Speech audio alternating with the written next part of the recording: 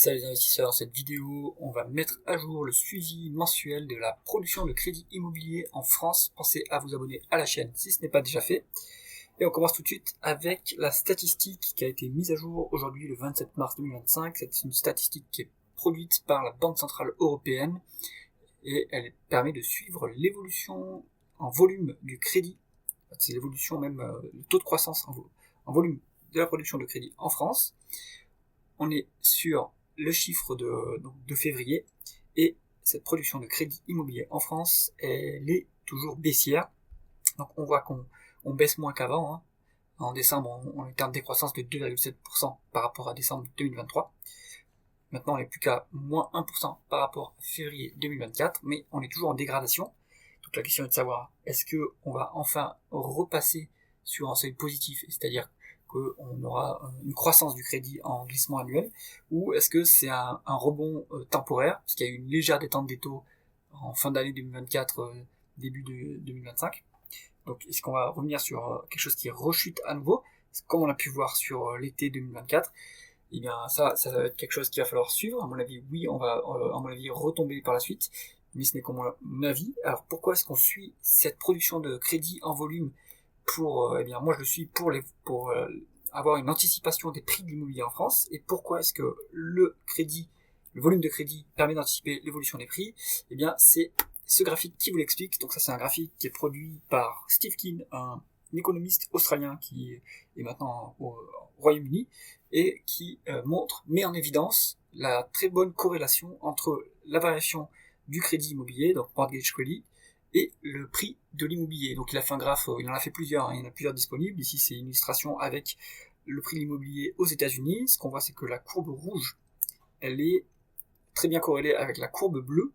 Elle anticipe même un petit peu plus. Donc en fait son indice de corrélation, à mon avis, il aurait été un peu meilleur s'il avait décalé un petit peu la courbe rouge. C'est-à-dire qu'en fait le crédit est un indicateur avancé du prix de l'immobilier. En effet, il faut que les hausses des taux et la difficulté, le rationnement du crédit soit ressenti après, il est ressenti après quelques mois en fait. Donc c'est pour ça qu'il y a peut-être un petit décalage, et ce décalage il peut être variable en fonction des pays, etc.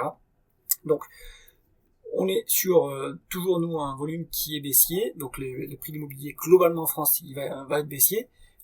Bien sûr, il y a des zones où on n'a pas besoin de crédit pour pouvoir faire des achats, comme Nice, par exemple, où les retraités ont du pouvoir d'achat sans devoir s'endetter. Donc, bien sûr qu'il y a des zones où ça va quand même résister, mais globalement, je pense que la France, ça va continuer à être baissier. Pourquoi est-ce que le crédit immobilier est rationné? Il y a deux facteurs. Le prix de l'immobilier qui est toujours trop cher. Donc ça, je vous renvoie à la dernière analyse sur la chaîne du rapport mensuel de Frigit. Mais en outre, on a toujours un rationnement du crédit à cause du niveau des taux.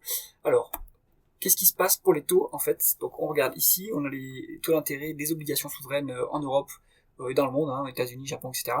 Nous, ce qui nous intéresse, ça va être France, donc soit France 20 ans, soit France 10 ans. Ce qui nous intéresse, c'est le niveau en absolu, et aussi la variation. Donc on est sur, depuis le début de l'année, le taux 20 ans et le taux 10 ans français a monté respectivement de 10 et de 8%. Donc ils ne sont pas à 10 et 8%, c'est le taux qui est entre 10 et 8%, le 20 ans, lui, il est à 3,8%, presque 3,9%, le 10 ans, il est presque à 3,5%. Et quelle incidence ça a sur le taux de crédit immobilier? Eh bien en fait, c'est la référence, puisque la banque, elle va pas vous vendre un crédit immobilier à un taux d'intérêt qui est moins cher que l'obligation de l'État dans lequel elle opère. Et c'est illustré très bien dans ce graphique qui est justement tiré de l'analyse de Jacques Frigit. On voit ici qu'on a la courbe bleue, ça c'est le taux des crédits immobiliers à taux fixe, donc en France c'est majoritairement à taux fixe, et le taux de la dette d'État à long terme, comme on vient de le voir précédemment.